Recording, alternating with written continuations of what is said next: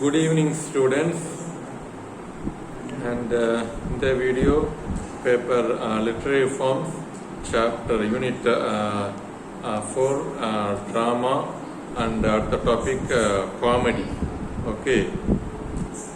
So previous video நேத்தி வந்து tragedy பார்த்தோம் and இப்போ வந்து comedy. So comedy drama na என்ன, comedy play na என்ன, அதனுடைய features, அதனுடைய kinds அதுதான் இப்போ பார்க்க போறோம். ரொம்ப ரொம்ப முக்கியமான பாயிண்ட் ட்ராஜடியில் வந்து ஹீரோ ஆர் ஹீரோயின் வந்து கிளைமேக்ஸில் செத்துடுவாங்க. ஓகே, அதுதான் ட்ராஜடியில் இருக்கக்கூடிய ஒரு முக்கியமான ஃபீச்சர். சரிங்களா? ஸோ ஹீரோ ஆர் ஹீரோயின் இறந்துடுவாங்க. அதனால கதையில் இருக்கிற அந்த மற்ற கேரக்டர்ஸ்க்கும் சரி ஆடியன்ஸுக்கும் ஒரு சோகம் வந்து இப்போ இருக்கும். அதனால தான் அது வந்து ட்ராஜடி அப்படின்னு சொல்றது. ஸோ டெத்து ஒரு முக்கியமான ஃபீச்சராக இருக்கும் ட்ராஜடியில். ஸோ காமெடி எடுத்துக்கிட்டிங்கன்னா எண்டிங் மற்ற சீன்ஸ் எல்லாம் விட மோஸ்ட் இம்பார்ட்டன்ட்லி எண்டிங் வந்து ஹாப்பியாக இருக்கும். ஓகே, ஆடியன்ஸுக்கு வந்து ஒரு சாட்டிஸ்ஃபைங் ஜாலியாக இருக்கே அப்படின்னு ஃபீல் தரக்கூடிய ட்ராமா தான் காமெடி அப்படின்னு சொல்றது. ஓகே, ஸோ இப்போ காமெடியில் எண்டிங் வந்து ஒரு ஹாப்பியாக ஆடியன்ஸை வந்து சந்தோஷமாக வச்சுக்கிற ட்ராமா பிளேஸ் தான் இது இப்போ காமெடி அப்படின்னு சொல்கிறது. சரிங்களா? இப்போ a comedy is a play of light and amusing character with a happy conclusion to the plot. It adopts a humorous or familiar style and depicts laughable characters, incidents and situations. In a comedy, even if there are serious and complex incidents, ultimately they are resolved and the plot ends in happiness. Okay, so most important features of comedy are light and amusing character with happy conclusion to the plot. Okay, amusing or entertaining jolly and entertainment அப்படியே ஜாலியா இருக்கணும். Okay, அது அந்த மாதிரி scenes நிறைய இருக்கணும். அதுக்கப்புறம் climax வந்து ஒரு ஹாப்பி எண்டிங்கா இருக்கணும். ஓகே, இதுதான் காமெடிக்கான most important future.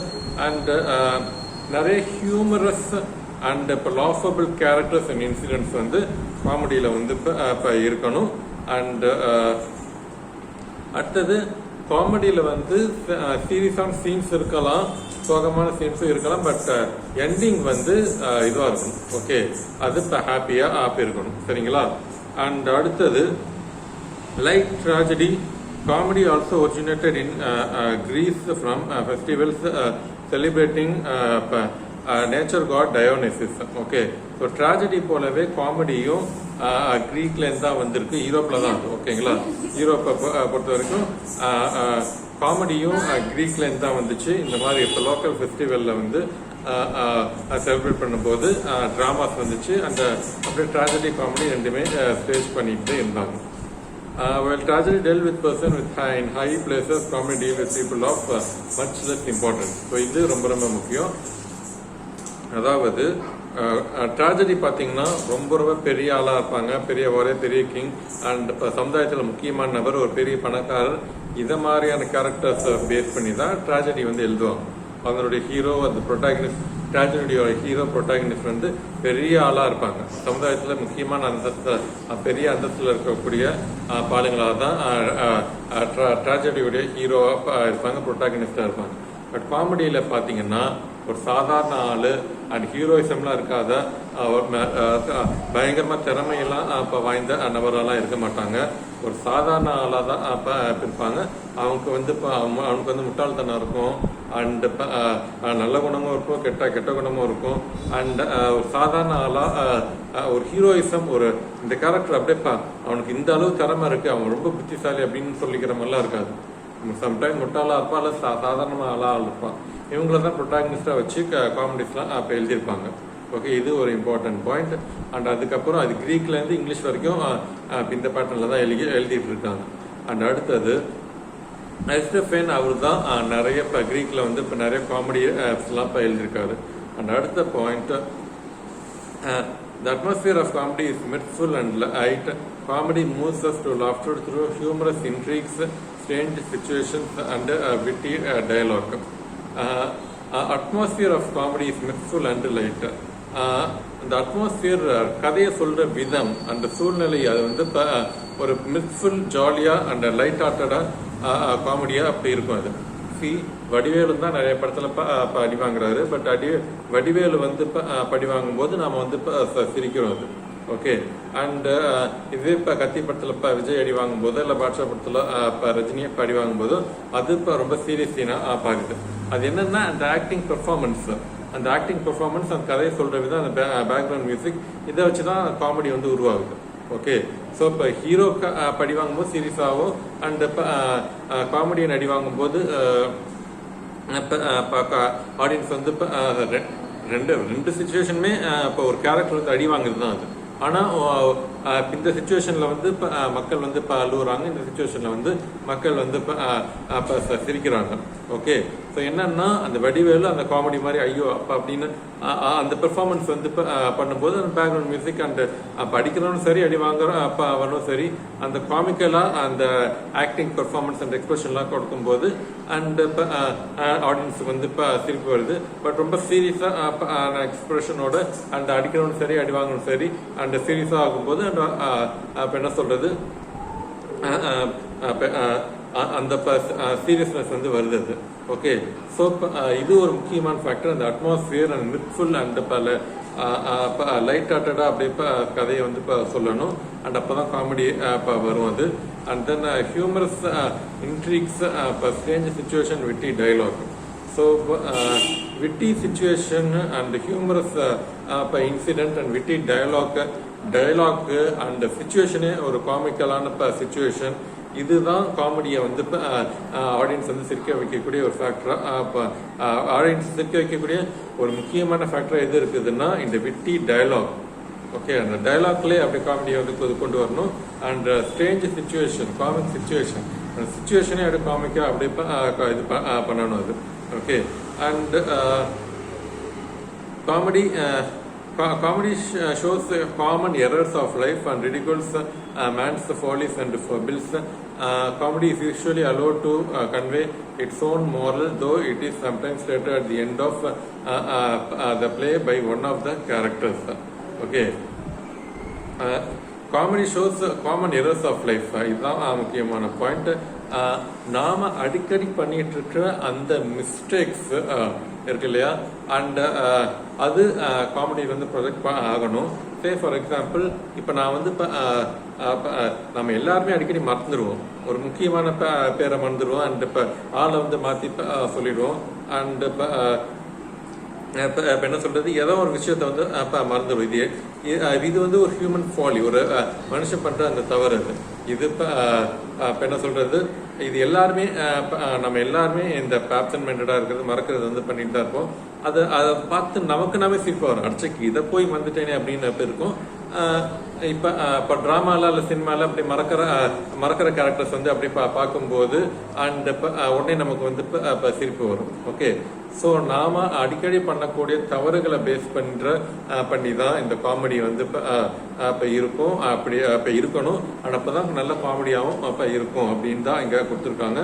So common errors of life, நாம அடிக்கடி பண்ற அந்த எரர், வாழ்க்கையில பண்ற அந்த எரர் பேஸ் பண்ணி தான் இந்த காமெடி எல்லாம் அப்படி இருக்காது, அதுதான் காட்டுது. Comedy usually allot to. So இப்போ அந்த காமெடி வந்து என்னன்னா மாரல் மெசேஜ் சொல்ற மாதிரி இப்போ இருக்கணும். ஸோ இப்போ இந்த மாதிரி ஆப்சன்ட் மைண்டடா இப்போ இருக்கக்கூடாது, மறக்கக்கூடாது, எல்லாமே கரெக்டா ஒழுங்கா வேலை செஞ்சு ஒழுங்கா படிச்சு எதையுமே மறக்காம வச்சிருக்கணும் அப்படின்ற ஒரு மெசேஜ் சொல்ற மாதிரி தான் இந்த காமெடி சீன்ஸ் வந்து மேக்சிமம் அப்படி இருக்கணும். அப்பதான் நல்ல காமெடியாகவும் இருக்கும். ஓகே.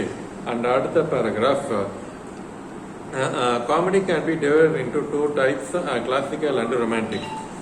ட்ராஜடி போலவே காமெடியும் ரெண்டா பிரிக்கிறாங்க. ஒன்று கிளாசிக்கல் காமெடி, ரெண்டாவது ரொமான்டிக் காமெடி அப்படின்னு ரெண்டா பிரிக்கிறாங்க. அண்ட் கிளாசிக்கல் காமெடினா அந்த காலத்துல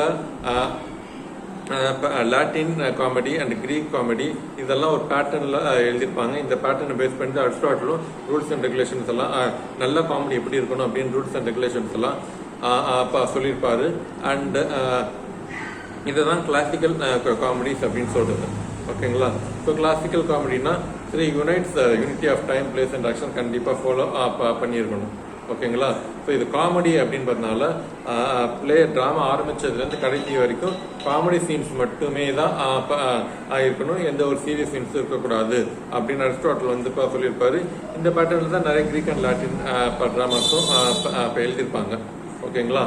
அண்ட் அரிஸ்டாட்டில் என்ன சொல்லியிருப்பாருன்னா, ஆடியன்ஸ் வந்து எதனால் சிரிக்கிறான் அப்படின்னா, ட்ராஜடி வந்து கிரேட் மென், நோபல் மென், அவனை வந்து ட்ராஜிக் ஹீரோ காட்டணும் அப்படின்னு சொல்லியிருப்பாரு. காமெடியில வந்து முட்டாள்களை வந்து லீடு கேரக்டர் ப்ரொட்டாகனிஸ்டா காட்டணும் அப்படின்னு சொல்லியிருப்பாரு. ஒரு முட்டாள் அவனுடைய முட்டாள்தனத்தாலையும் அவனுடைய இம்மாரல் வே ஆஃப் லைஃப்னாலையும் அவன் வந்து வாழ்க்கையில் வந்து கஷ்டப்படுவான். ஆனால் அதை பார்த்து ஆடியன்ஸ் வந்து சிரிக்கணும். அதாவது இப்போ காமெடியில் இருக்கக்கூடிய ஒரு ப்ரொட்டாகனிஸ்ட் திருடணும் அப்படின்னு திருடி பெரிய பணக்காரன் ஆகணும் அப்படின்னு எய்ம் பண்ணுறான். அண்ட் இப்போ திருட்டு வந்து இப்போ ஒரு வீட்டில் திருடும் போது அப்படியே அந்த அட்டெம்ப்ட் வந்து ஃபெயிலியர் ஆகுது. உடனே இப்போ எல்லாருக்கிட்டையும் அவன் வந்து இப்போ அடி வாங்குறான். உடனே ஆடியன்ஸ் வந்து சிரிக்கிறாங்க. ஓகே. ஸோ இப்போ நாமளும் இந்த மாதிரிலாம் திருடக்கூடாது அப்படின்ற ஒரு எண்ணம் வந்து ஆடியன்ஸ்க்கு வந்து வருது.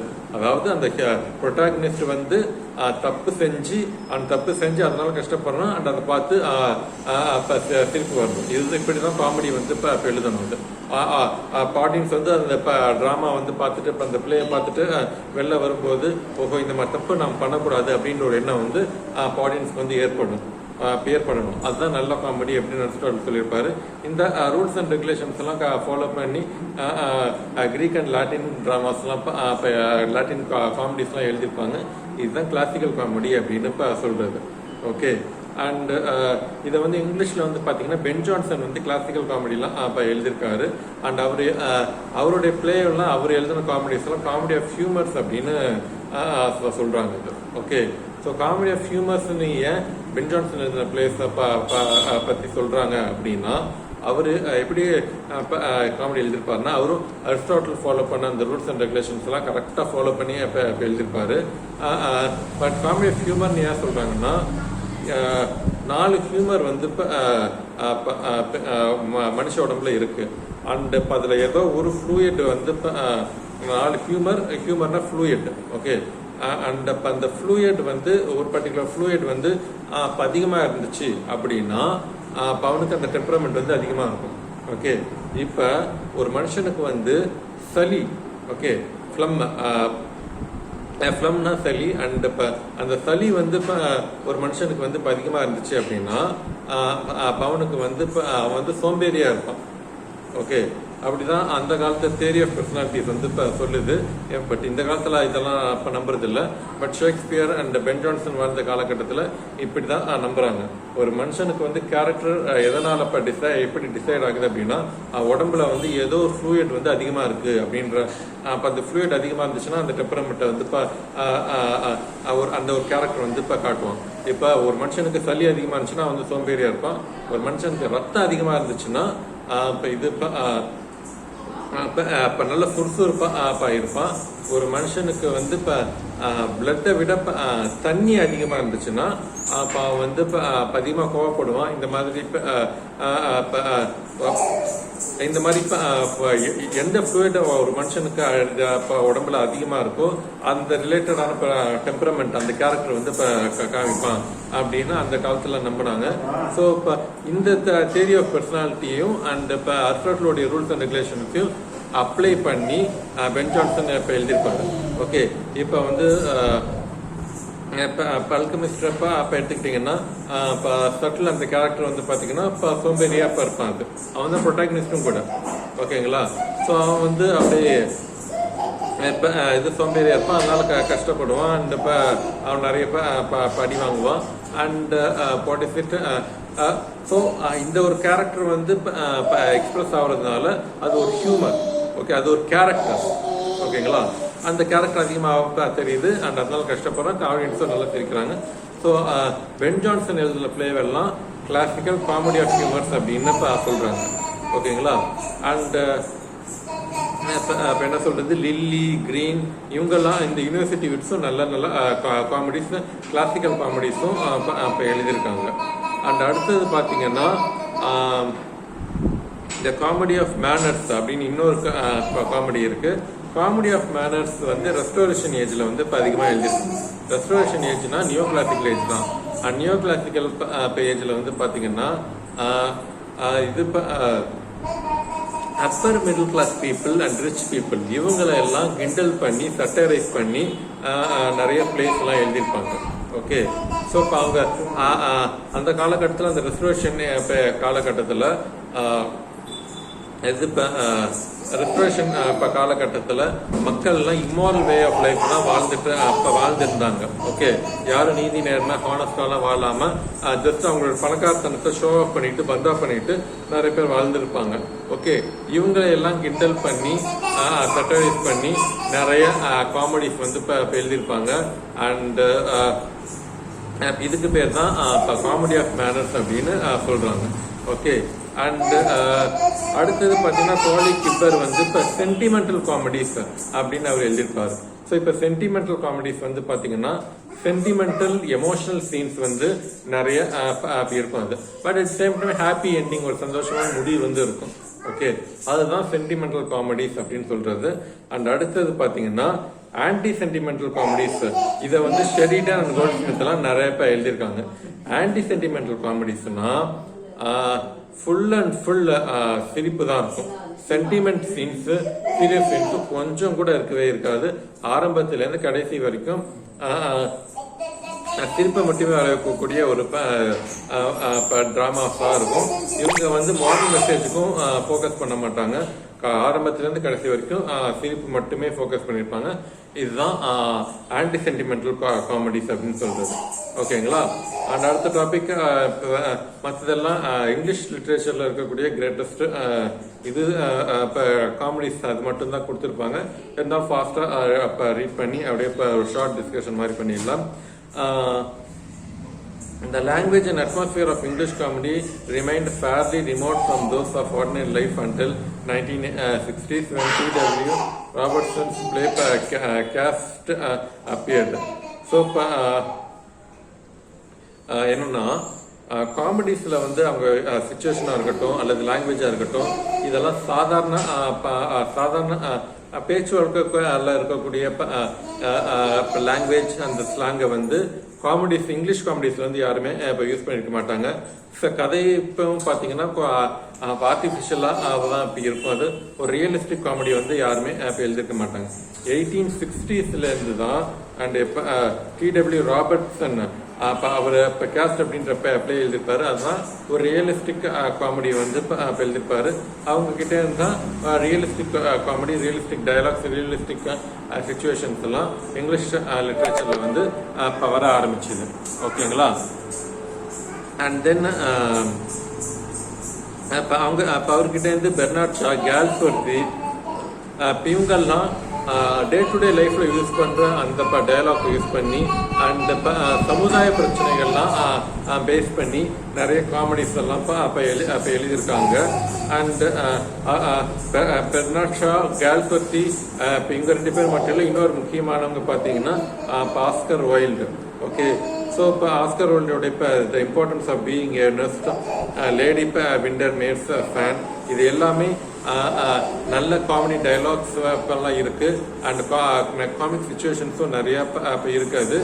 அண்ட் இதுதான் இப்போ வாட் இஸ் இட் இங்கிலீஷ் லிட்ரேச்சர்ல இருக்கக்கூடிய நல்ல காமெடிஸ். அதுக்கப்புறம் ஷார்ட் பிளே ஏற்கனவே சொல்லியிருக்கேன். அதாவது சமுதாய பிரச்சனை பற்றியும் அவர் வந்து நல்ல சமுதாய பிரச்சனை பேஸ் பண்ணி நல்ல காமெடிஸும் எழுதியிருப்பாரு பெர்னார்ட் ஷா. அவர் எழுதின முக்கியமான பிளேஸ் வந்து பாத்தீங்கன்னா arms and the man, the apple cost, major Barbara, இதெல்லாம் அவர் எழுதின நல்ல காமெடிஸ். அண்ட் அவரை பெர்னார்ட் ஷா இன்ஸ்பிரேஷனா வச்சு ஜேம்ஸ் நிறைய காமெடிஸ் எழுதியிருக்காரு. அவர் எழுதின முக்கியமான டிராமாஸ் பாத்தீங்கன்னா பிளேஸ் பாத்தீங்கன்னா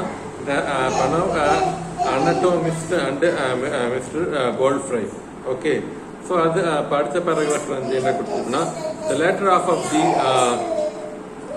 present century saw plays with little literary merit succeeding on stage. So அடுத்தது வந்து பாத்தீங்கன்னா 20th சென்ச்சுரியில் வந்து பார்த்தீங்கன்னா ட்ராமா வந்து ஃபுல்லாக கமர்ஷியலாக பிஸ்னஸ் மைண்டடாக போயிடுச்சு. அண்ட் அதனால ஒரு லிட்ரரி வேல்யூ உள்ள காமெடிஸ் வந்து இப்போ யாருமே இப்போ எழுதல அது. அண்ட் பெர்னாட் ஷாவோடய அது வந்து அப்படியே போயிடுச்சு அப்படின்ற மாதிரி இப்போ இங்கே வந்து இப்போ கொடுத்துருக்காங்க. அண்ட் பட் ஆனாலும் இப்போ என்ன சொல்றது, அந்த காலத்து ஆடியன்ஸுக்கு ஒரு நல்ல காமெடி வர்ற மாதிரி, நல்ல சிரிப்பு வர்ற மாதிரி ட்ராமாலாம் இப்போ எழுதியிருக்காங்க. அது அந்த காலத்தில் அப்போ மட்டும் அப்படி இப்போ சிரிச்சுட்டு போகலாம். இன்னைக்கு படித்து பார்க்கும்போது அது இப்போ ஒரு வேஸ்ட்டு அப்படின்ற மாதிரி தான் இப்போ இருந்திருக்கு. இப்போ நல்ல குவாலிட்டியான லிட்ரரி வேல்யூ உள்ள காமெடிஸ் வந்து இப்போ வரல. ஆனாலும் அதையும் மீறி ஒரு சில பேர் நியோ கோவிட்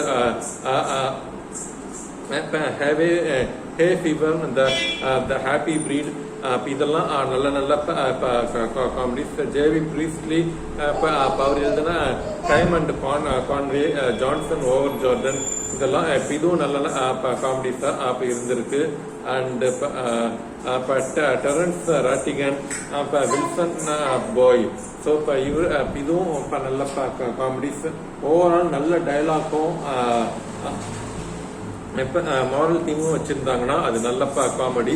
அண்ட் பார்க்குறதுக்கும் நல்ல பெர்ஃபார்மன்ஸ் ஸ்பெக்டர்களோட இருந்துச்சு அப்படின்னா அதெல்லாம் நல்ல காமெடி.